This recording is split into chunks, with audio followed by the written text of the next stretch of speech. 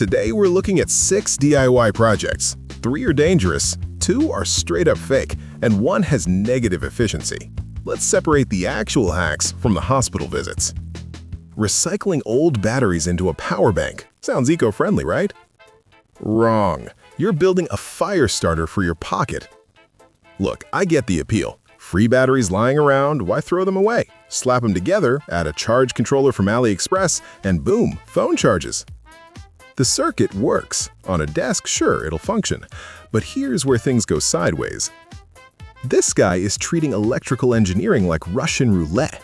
These are cells with different chemistries, different capacities, and, most importantly, different internal resistances. You know what happens? They start cannibalizing each other.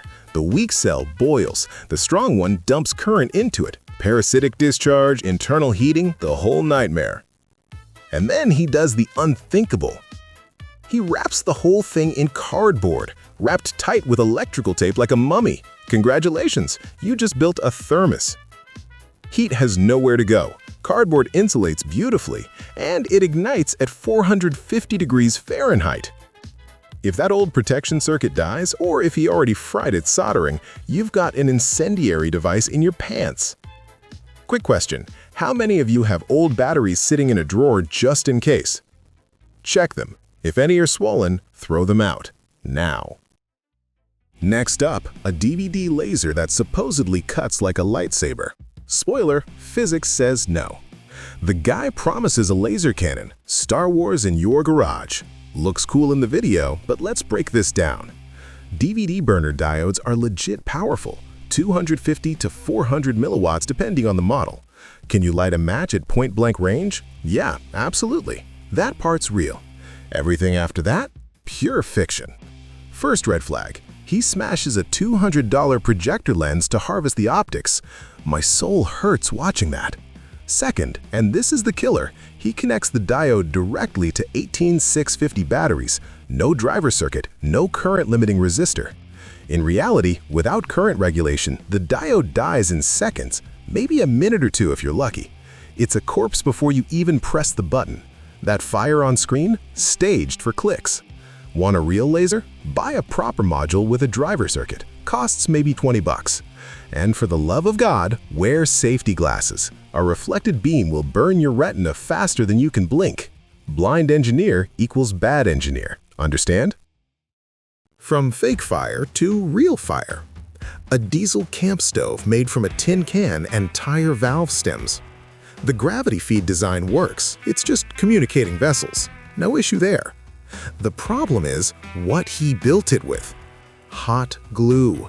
He assembled a burner with hot glue. Think about this for 2 seconds. Tin conducts heat beautifully. Hot glue melts at 140 to 175 degrees Fahrenheit.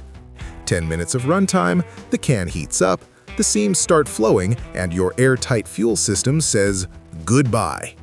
Oh, and look closer. The fuel line is just pressed onto the barb. No hose clamp, no wire tie. Nothing. The fitting heats up, plastic softens and expands, and that hose is coming off. Now you've got a flamethrower. If you're building a burner, forget adhesives. Solder, high temp, or cold weld epoxy. Period. Or just buy a camping stove. Costs about 10 bucks and doesn't try to kill you every time you light it. Anyone ever tried gluing a kettle with tape? Same energy here. Painting rubber. Let's talk about why this doesn't work. Guy cracks a plastic trim piece. Fair enough, happens all the time. So he mixes silicone sealant with cornstarch and builds up a patch. At the repair stage, it looks fine. The rubber is flexible, no argument. Then the magic editing begins, because physics won't allow what he's showing. Silicone is oily, hydrophobic. Automotive paint and primer won't stick to it without serious prep. They beat up into fish eyes. He shows himself sanding the rubber to a perfect finish. Bullshit.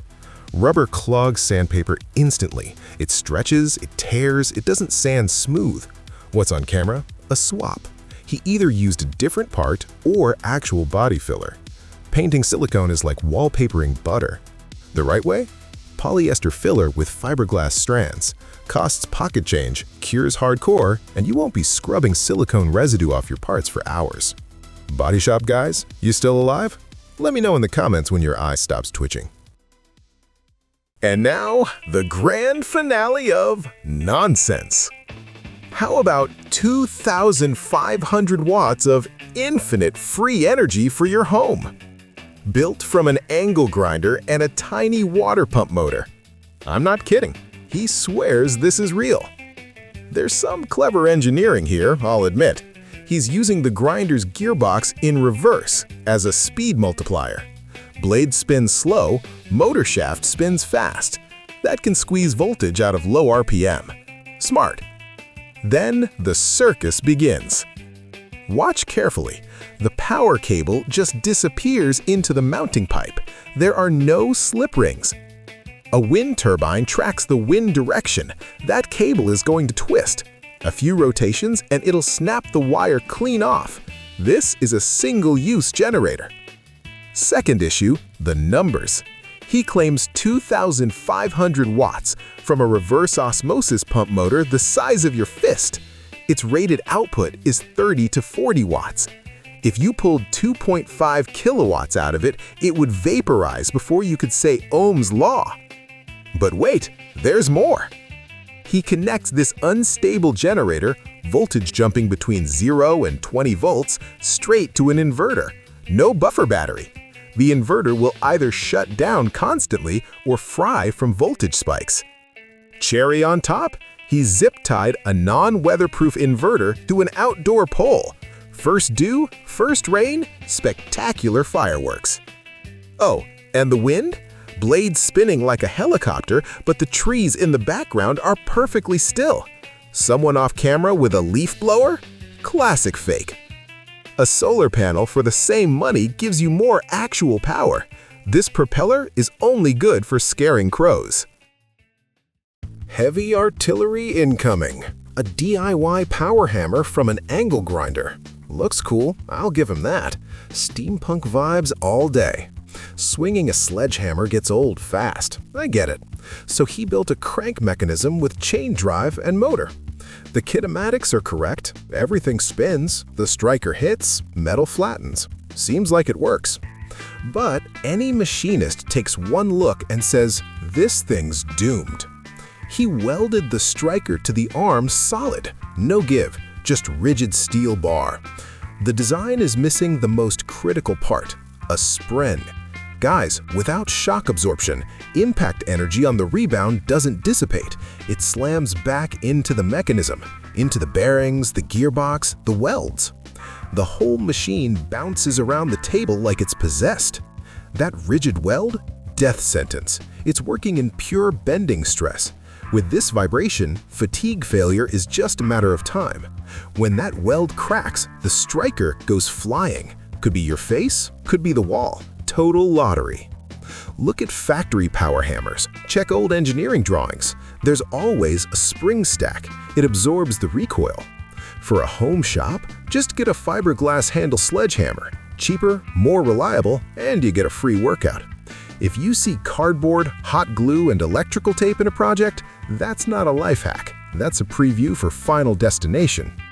Like if you can spot garbage from gold. Subscribe for more teardowns. Drop a comment with what sketchy project I should roast next, and send me videos to review, links in the description. Use your brain more often and keep your fingers attached. Catch you next time.